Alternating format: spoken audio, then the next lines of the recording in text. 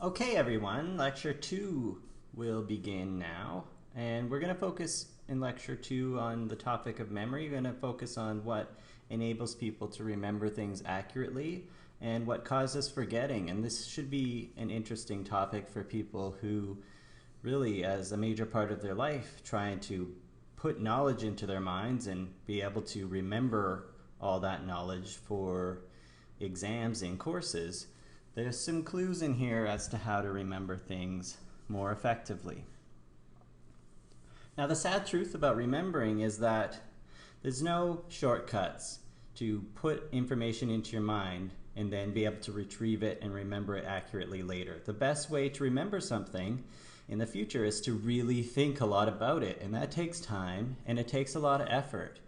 And so the word that we use as memory researchers for the process of really being able to learn something in a way that will allow you to remember it later is called elaboration. The more that you can elaborate on some bit of knowledge that you want to be able to remember later, the better you can elaborate on it, the more likely you'll remember it later.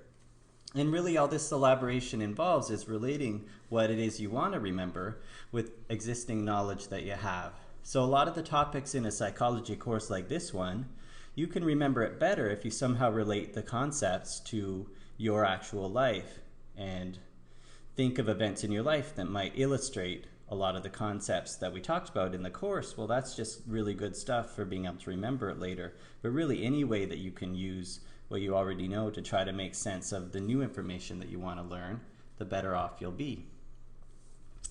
When you talk about elaboration, it's really thinking about the meaning of information that's important. Many people will read their textbook or listen to these lectures and hear the words, but they won't really think about the meaning too deeply about what they're reading or what they're hearing. And that's a disaster if you want to remember it later. If you want to remember anything later, you really have to understand it and think about it at the level of its meaning. And what we call this, as a memory researcher, you call this deep processing. You want to engage in the deepest way of thinking about material possible in order to enhance your ability to remember it later.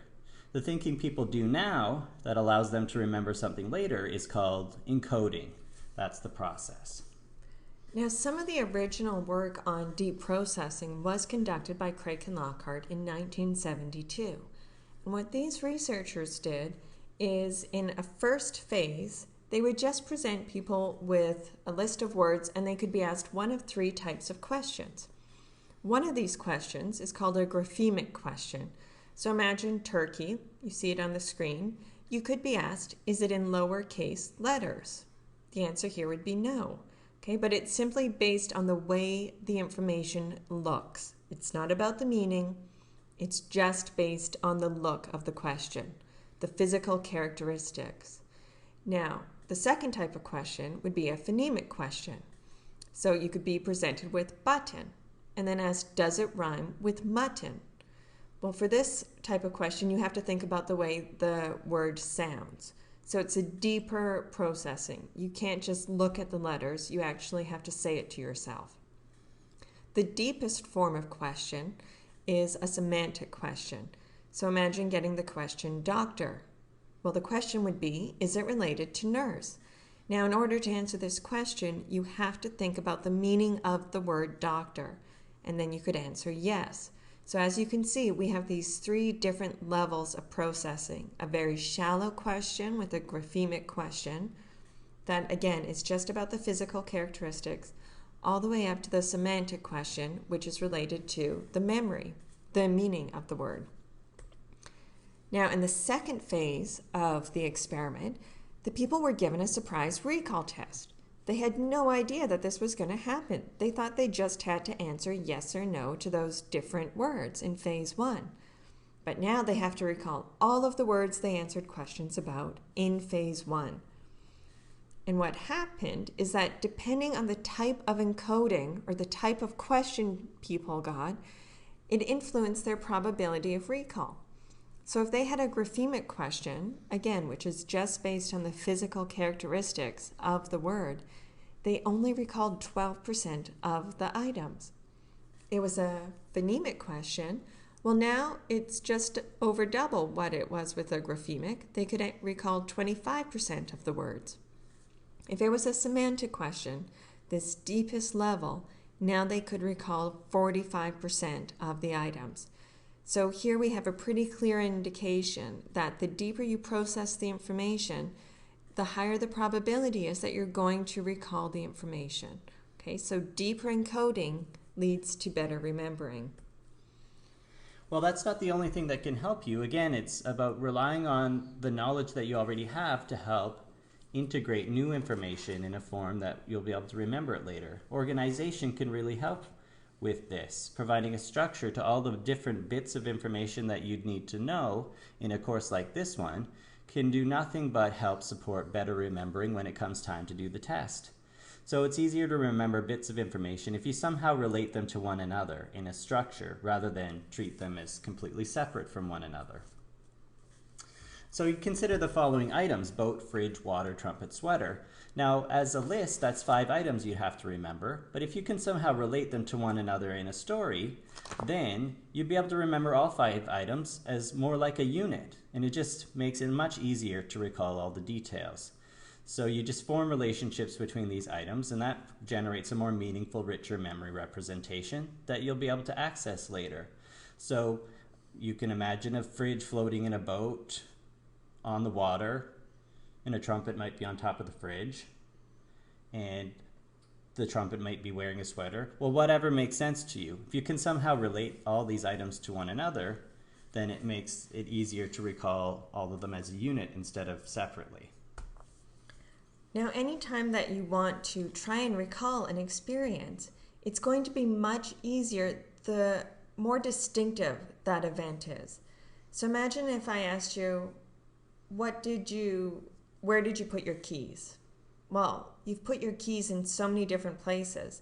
It can be really hard to remember because you have so many experiences of placing your keys somewhere. However, if I ask you something that is very distinctive to you, like where did you have your high school graduation, that'd be a very distinctive event. It's going to be much easier to remember. So experiences that you've had thousands of times are harder to remember. So the only hope in remembering them later is to somehow make them distinctive from all the other ones. So you want to make it stand out. And that's what elaboration does too. If it's just details from a course like this one, the concepts that you have to learn to do well on an exam, you can make them distinctive and stand out by adding more and more information to the knowledge that you want to acquire. You can make something distinctive by really doing a lot of elaboration as well. So here's another annoying truth. Wouldn't it be nice if you could learn everything the night before in preparation for a test and just cram it all in there? Well, the sad truth about it, and the evidence conducted in the laboratory, suggests that remembering works really poorly if you try to learn all the information that you want to know all at once. If you want to remember something well for a test, you're better off studying little bits of it across time rather than all at once. And this strategy is called distributed practice. And it's just a law of memory. You're just better off learning it bits at a time as opposed to in one big long cram session. So like Jason said, your likelihood of remembering information is much lower if you try to study everything the night before. And that type of cram session we call massed practice. So take this to heart. When you have your Intro to Psychology exams, don't try to cram everything in the night before because you're not going to do as well compared to if you had just studied a little bit throughout the week before or 2 weeks before. If you distribute that studying over a number of days, you'll do much better than trying to cram everything in at once. And we realize this is easier said than done. People have busy lives, but it just requires some organization so that things don't get piled up at the last minute. So that really a person that's taking multiple courses in a term should be planning out a study schedule so that they can space it out across the term in preparation for exams rather than waiting till it gets right up to the exam to do all their studying. And trust me, I'm one of the worst culprits of massed practice. And it's possible to do well under a massed practice situation, but you can't do nearly as well as if you distribute it across time. plus the fact that cramming something right before a test, it's just stressful. And it's probably not even good for your health. So why is it that distributed practice is so much better? Well, the thing about distributed practice is it ensures you study material in a different frame of mind. So you're doing it across time in different sessions. When you're studying the material in different contexts across time, you have new ways of thinking about it each time. And as a result of that, you get more of that elaboration, and the material becomes more distinctive because you've looked at it from different angles each time. If you're doing it all at once, you're within that same frame of mind the whole time you're studying, and it doesn't provide an opportunity to think of things a bit differently like you would get with distributed practice. Not to mention, distributed practice allows you to do a little bit at a time so that your mind doesn't tire out in trying to think of these psychology-related issues or whatever the other course is. And so you can actually exhaust your mind by trying to do it all at once so that you're actually not able to think of it in sufficiently elaborate ways because you've got no energy to do that. The other reason distributed practice is better is that it lets you find out what material you had difficulty remembering the next time you go to study. So imagine you have 5 different topics to study. Well, you study them all day 1. Well, then a few days pass maybe and you study again, but you notice, well, wait a minute, I still remember most of the first couple of ideas, idea 1 and idea 2. So I'm not going to spend as much time on those, and now you can focus more energy on that material that you are having difficulty with. So it's much more efficient because it lets you know what to focus on during later sessions. So it's a more efficient use of your time as well. Yeah. There's no point studying something if you already know it. Yeah, the best test of what you don't know very well is what you forget most quickly. And if you're trying to cram the information all in one session, then you don't even know what you forget, what you're likely to forget most quickly. And that's the stuff that you probably don't understand as well. Distributed practice gives you information about what you are weakest in terms of learning and what you forget over a delay. And so that's really the stuff that you'd want to focus on to be most efficient at studying. Well, just to give you a demonstration of how effective elaboration can be, especially what's combined with something like visual imagery. Visual images are very powerful because they are distinctive. You can make them so unique that it's hard to forget them. So usually tricks for remembering lists of items take advantage in some way of elaboration combined with visual imagery. So the idea is that you'd form relationships between items, linking with your prior knowledge, but also taking reliance on your mind's ability to generate distinctive visual images.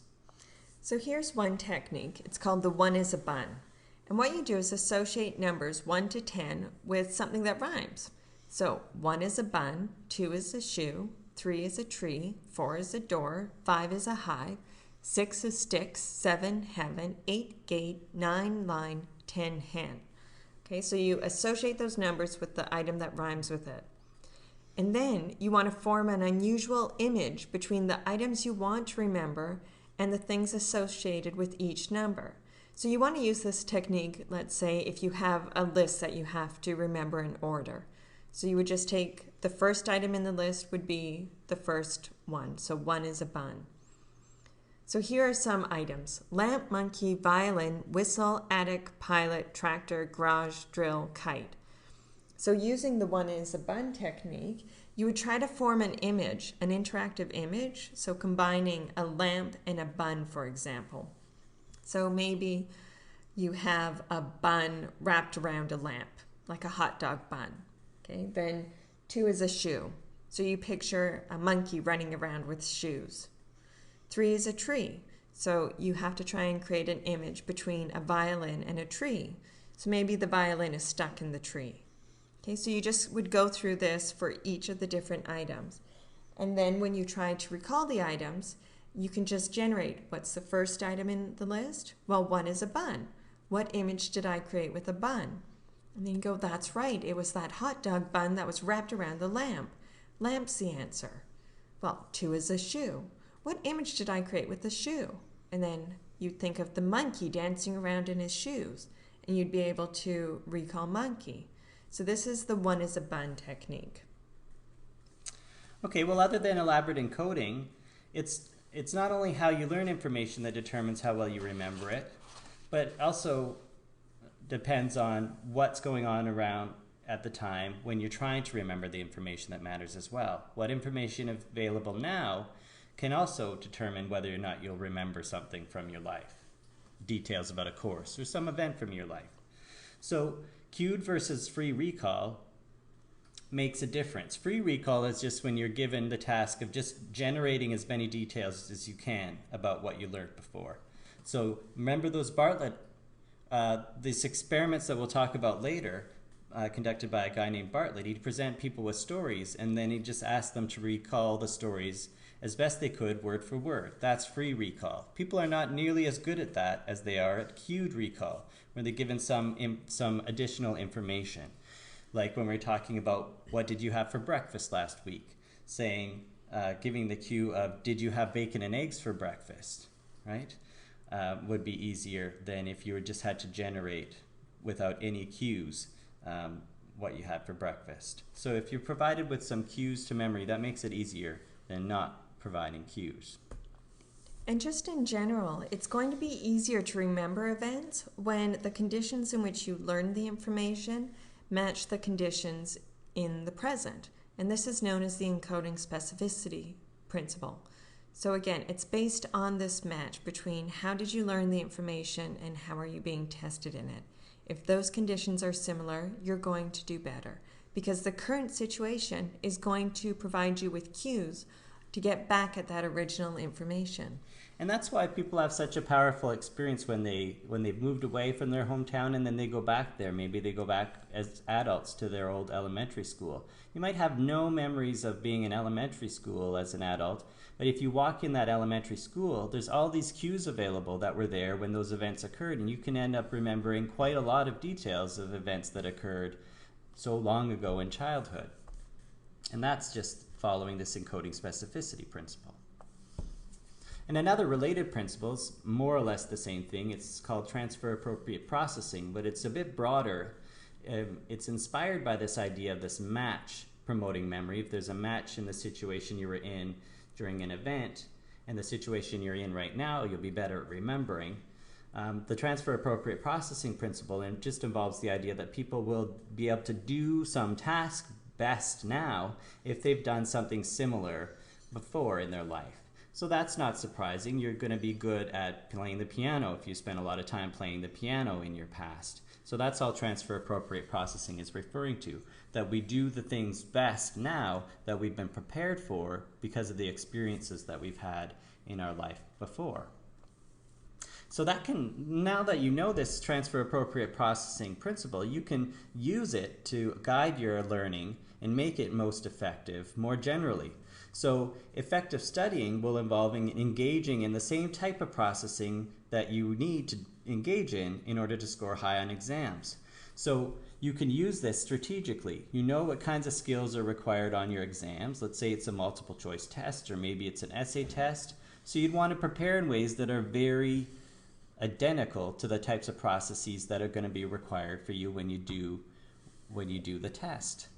So if you had an essay test coming up, one of the strategies would be to actually start writing essays, start imagining what kind of essay questions would appear on the test, and actually go through the process of writing the essay so that when it comes time to be in the test situation, you've basically more or less done the kinds of processes that are required of you to do well on the test. For a multiple choice test, you could employ a similar strategy, actually constructing multiple choice questions that you might get asked and then see if you can answer them. Well, many tests offer this kind of support, or textbooks offer this kind of support. They'll actually have test questions in a study guide that you can use to practice, and it's not a bad way to find out what you know and what you don't know and sort of guide your studying as a result after that.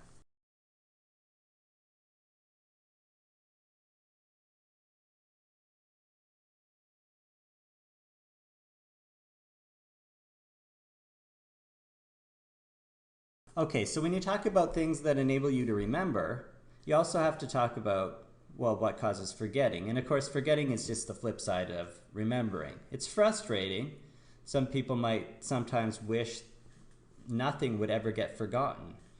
Where did you put your keys, for example? You can lose them, not because you've thrown them on the bush or something, but you can lose your keys just because you forgot where you put them. Who are you? You might forget. That would be a more dramatic problem. Maybe you've drunk too much. But forgetting might, even though it's frustrating and there's lots of irritations associated with forgetting, it may actually be a blessing. Some people have popped up across the world. Rare as it is, some people have popped up with the inability to forget anything. And there was one famous case of this in Russia, a mnemonist, which just means a memory, someone with astounding memory ability.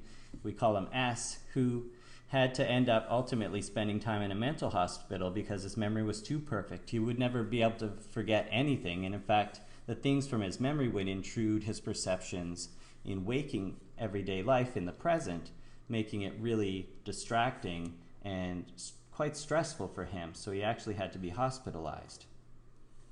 So Hermann Ebbinghaus is the father of memory research, and he really wanted to investigate what causes forgetting, but he wanted to measure memory loss independent of personal experiences. So it was to be a pure measure of memory loss.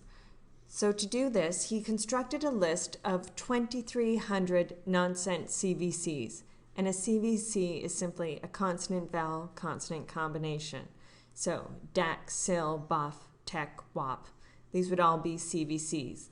Now, they have no meaning. So he believed that by constructing these nonsense CVCs, he would be able to get at a pure measure of forgetting because people's life experiences shouldn't be intruding in how they performed on this type of task. So in a training phase, he was his own subject most of the time. He would memorize in order long list of these CVCs pairings to perfection. So zap, biff, gip, ped, lock, jep. And then during the testing phase, given the first CVC in each pair, so zap, for example, he could respond with the second CVC, so biff in this case. And he could do this for all of the pairings. So maybe he'd have a list of 50 of these pairings long, and he'd repeatedly study them, the list, over and over again until he would get them all perfectly accurate. So he would know at the beginning, he would have a perfect memory for all of the pairings that he learned. Now after the test phase, he'd vary how long of amount of time he waited before he actually did another test to see how many of these pairings he remembered after a delay. And then he just counted the percentage of correct responses for the pairings, for the set of pairings. And then in doing this, he could measure the rate of forgetting that occurs across different delays. So here's his famous forgetting curve. What he found when he did this type of procedure, that sometimes he'd wait just a few seconds, sometimes he'd wait a half an hour, sometimes an hour. He waited as long as a day or a week. He spent several years doing these kind of experiments. And this is the pattern that he found, that, of course, if he learned all of these pairings to perfection, so if he didn't wait any amount of time, he'd get all 100% of them correct. But then if he waited a half an hour, it dropped down, and then by an hour, he's forgotten about half of these pairings already. And then by a day and a week, he never got 0 of them, but he sort of bottomed out at about 30% after a day and a week, and didn't really get that much worse across time after that. But that's interesting to know, that about half of what you learn you'll forget within an hour. It's kind of frustrating, but keep in mind that he was using nonsense as his materials, so it could be that forgetting of nonsense is much more rapid than forgetting of more meaningful materials. Okay, so why is this forgetting occur? What is occurring over this delay that Ebbinghaus created between the learning material and knowing it perfectly and then testing himself? And then you forget, as I said, after an hour you forget about half of what you had previously known perfectly. What causes that? Well, one idea that was tossed around was decay. So it's just that as time passes, information about your experiences just fades, and it feels that way. Really feels hard to remember what happened in childhood many years before than it does as an adult. And why is that? Well, so much damn time has passed, and all of those memories, they must fade, they must sort of decay across time. But then that leads you to ask the question, how come in some cases we do remember childhood experiences and we can remember them with more clarity than what happened 2 days ago? So this decay has some appeal, but it doesn't explain everything. People can have quite vivid memories for childhood experiences. And yet, what happened yesterday is hard to do. So here's another idea about what causes forgetting, and it's kind of a radical idea, but it's the one that memory researchers have ultimately had to accept, and that's nothing ever disappears from memory. All the experiences of your life are in there, just as they occurred, and the problem is always getting back at them consciously, trying to bring those details to mind. And as we'll talk about later, when you do consciously bring details about events to mind, you can make a lot of errors in remembering. But you can also forget them altogether, not because they're not there, but because other information in memory interferes and prevents your accessing that information. So interference is just the idea that similar experiences in memory block access to the experience you're trying to remember. So if I asked you, try to remember an incident you've had with a bird, you've had thousands of them. Try to remember any one of them is very difficult, right? And that's because all of those different bird experiences interfere with one another, prevents access to any one of them. But what about you people who've remembered a bird experience? I bet you it was weird. I bet you it was unusual. And that's the consequence of interference causing forgetting. Remembering occurs because something stands out from all of the other memories and events from your past that are like it. So maybe you had some really strange experience with a bird. You might remember that amongst all the other bird experiences. But it's those ones that are all similar to one another you may never get access to because they all cause such profound interference with your ability to access them. We distinguish between two different types of interference. One's called retroactive interference, and that's what more recent experiences prevent access to older ones. So you had bacon and eggs yesterday. That event being in memory might make it difficult to remember the fact that you had peanut butter and toast the day before. Proactive interference is when older experiences prevent access to more recent ones. So you had last week you had peanut butter and toast, and then you might have had bacon and eggs following that. You might forget that you had bacon and eggs more recently because of that interference from that older event of peanut butter and toast. Now, some of the first evidence that distinguished between is it decay or is it interference that causes forgetting was done by Jenkins and Dallenbach back in 1924. And these researchers presented people with a list of nonsense pairs that they had to learn to perfection. So imagine you get a list of 50 of these: Dak, Zil, Bop, Duff, Wep, Nim. You have to learn them to perfection. But then once you do, you're divided into two groups. One group gets to sleep for 8 hours. The second group has to stay awake for 2 hours. Has to stay awake for 8 hours. Now, if it is decay that causes forgetting, there shouldn't be any difference in the amount of forgetting between these two groups, because in both cases, 8 hours have passed, so they should forget an equal number of pairings. But that's not what happened. The group that was asleep, they only forgot 40% of the pairings. The group that was awake forgot 90% of the pairings. So here we have this huge difference that can't be caused by time passing because they were both waiting the same amount of time before they had to recall these different pairings. So instead, it must be that instead of decay causing forgetting, it's interference with similar information in memory that causes forgetting.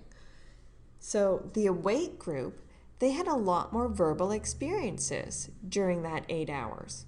So this led to a lot more interference for them, for their memory for these nonsense pairings. So it's all of these verbal experiences from being awake for 8 hours that produced this large difference in recall. Well, it's not, this is those kinds of forgetting, the retroactive and proactive interference. There's something that everyone all humans suffer from. Forgetting is a chronic problem, and you might say also it's a blessing in some cases, but it's something that all humans suffer. The most normal of brains, the highest functioning of brains, are going to suffer forgetting for those reasons. But there's other causes of memory impairment and forgetting that are unique to people who have suffered brain damage or some sort of a brain trauma. And these kinds of memory impairments fall under the heading of amnesia.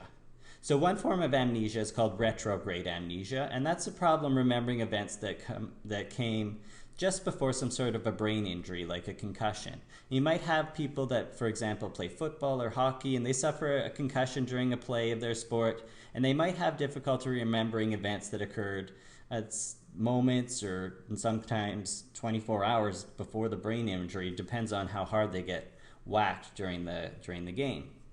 Now, the other type of amnesia is called anterograde amnesia, and this is when somebody suffers some brain injury or undergoes brain surgery. They'll have difficulty in remembering events that occur after that brain injury, after they experience that brain injury or after they undergo some sort of a brain surgery.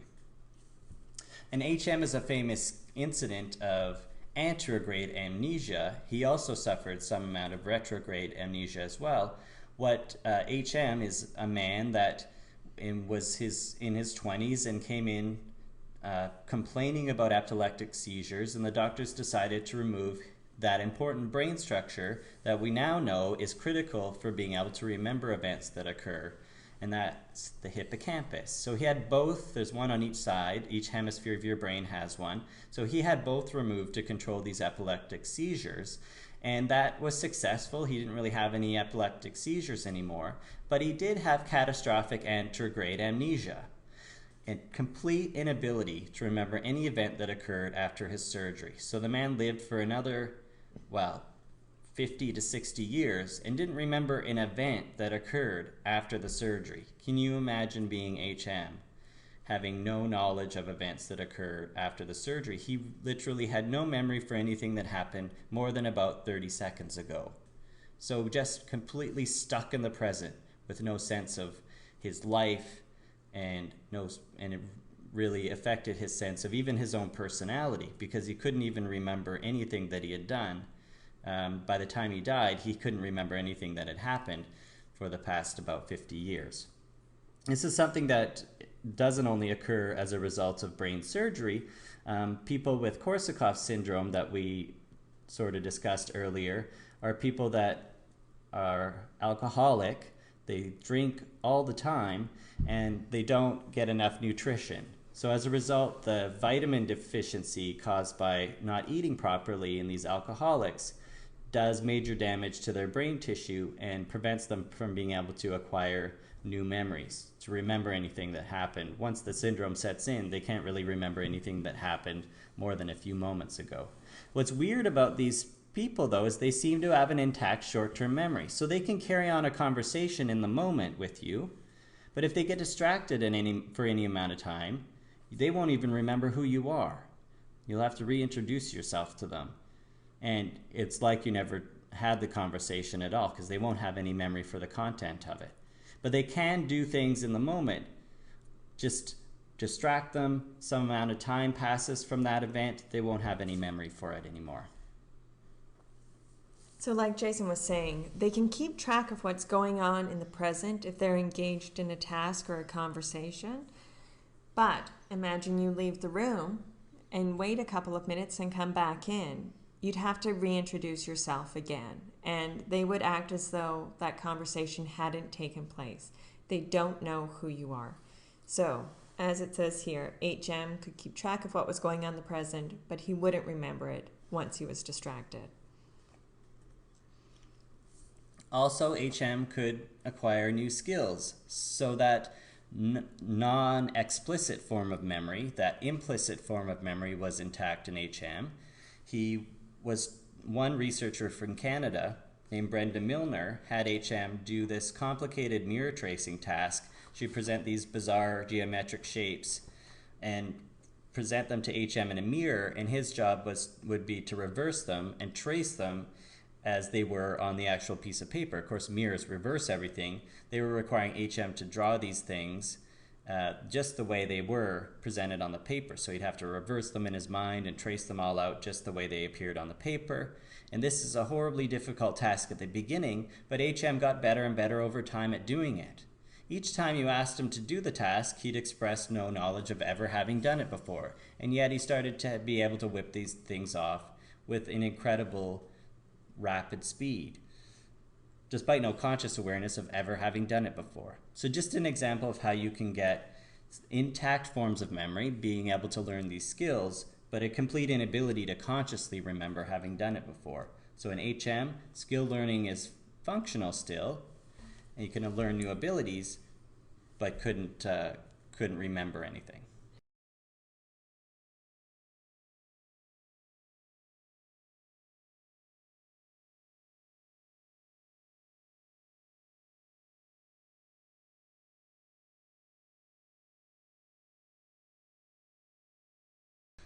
But, as we said, he has no conscious knowledge of events that happened after his surgery, and he experiences his life effectively as though time stopped in the 1950s. There's been a lot of media and